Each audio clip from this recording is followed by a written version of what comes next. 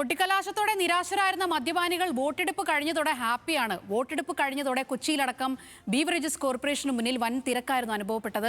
സഹിൻ ആന്റണി തയ്യാറാക്കിയ റിപ്പോർട്ട് കാണാം. വോട്ടെടുപ്പെല്ലാം അവസാനിച്ചു.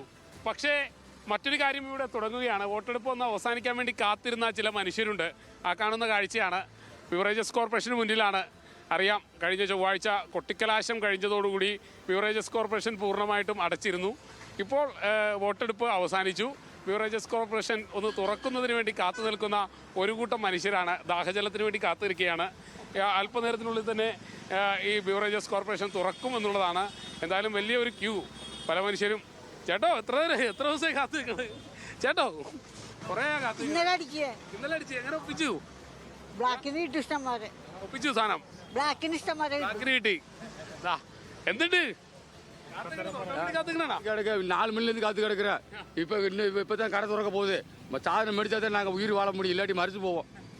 അത് തന്നെയാണ്. എന്തായാലും പറയുന്നത് പോലെ തന്നെ കുറേ മനുഷ്യരിങ്ങനെ കാത്തു നിൽക്കണതാണ് ദാഹജലത്തിന് വേണ്ടി. ക്യൂ ഒക്കെ നിന്ന് ഫ്രണ്ടിലൊക്കെ ഇങ്ങനെ ഗേറ്റിലൊക്കെ തൂങ്ങി കുറേ മനുഷ്യർ കിടക്കുന്നുണ്ട്. തിരിഞ്ഞു നോക്കിയാൽ കാണാൻ പറ്റും. മറ്റ് ആളുകളൊക്കെ ക്യാമറയൊക്കെ കണ്ടപ്പോൾ ചില ആളുകളൊക്കെ പതിയെ ഒന്ന് വലിഞ്ഞ് ഹെൽമെറ്റൊക്കെ വെച്ചൊന്ന് പതിയെ മാറി നിൽക്കാനൊക്കെ ശ്രമിക്കുന്നുണ്ട്. പക്ഷേ അവരും കാത്തു നിൽക്കുകയാണ്. ഇതൊന്ന് തുറന്നു കൊടുത്തു കഴിഞ്ഞാൽ അവർക്ക് ദാഹജലം ലഭിക്കുമെന്നുള്ളതാണ്.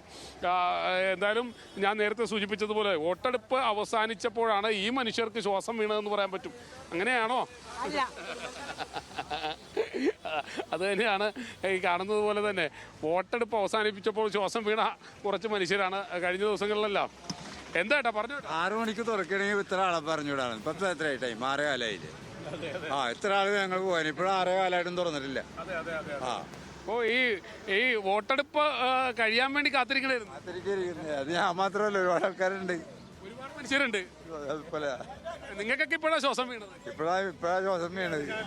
പിന്നെ ബാറിൽ പോയാൽ കിട്ടും, അവിടെ പൈസ കൊടുക്കണ്ടേ. എന്തായാലും ഈ മനുഷ്യർക്കൊക്കെ ഇപ്പോഴാണ് ശ്വാസം വീണത്. വലിയൊരു ക്യൂ നമുക്ക് കാണാൻ കഴിയും. സാധാരണ ഈ തെരഞ്ഞെടുപ്പൊക്കെ വരാൻ നേരത്ത് അല്ലെങ്കിൽ ഹർത്താലൊക്കെ വരാൻ നേരത്ത് ഏറ്റവും കൂടുതൽ ബാധിക്കുന്നത് ഈ മനുഷ്യരെയാണ്. അവരാണ് ഇതിലൊക്കെ വിഷമിച്ചു പോകുന്നത്. എന്തായാലും അല്പനേരത്തിനുള്ളിൽ തന്നെ ഇത് തുറക്കുമെന്നും അവർക്ക് വേണ്ട സാധനം എന്താണോ അത് ലഭിക്കുമെന്നും നമുക്ക് പറയാം. മദ്യത്തിന് വേണ്ടി കാത്തു നിൽക്കുന്ന കുറേ മനുഷ്യർ കേരള ബീവറേജസ് കോർപ്പറേഷന് മുന്നിലാണ്. ഇവരെല്ലാവരും ഒന്ന് ഇങ്ങനെ കാത്തുകെട്ടി കിടക്കുകയാണ്. അല്പനേരത്തിനുള്ളിൽ ആ ഭാഗത്തൊക്കെ കാണാം ആളുകൾ ഇങ്ങനെ കാത്തു നിൽക്കുന്നുണ്ട്. പല ഭാഗങ്ങളിലായി കാത്തു നിൽക്കുന്നുണ്ട് പല മനുഷ്യരും. ഇവരെല്ലാവരും അല്പനേരത്തിനുള്ളിൽ തന്നെ ഈ ബീവറേജസ് കോർപ്പറേഷൻ തുറന്നു കഴിഞ്ഞാൽ അവർക്ക് ശ്വാസം നേരെ വീഴും എന്നുള്ളതാണ് ഈ ഘട്ടത്തിൽ പറയാൻ കഴിയുക.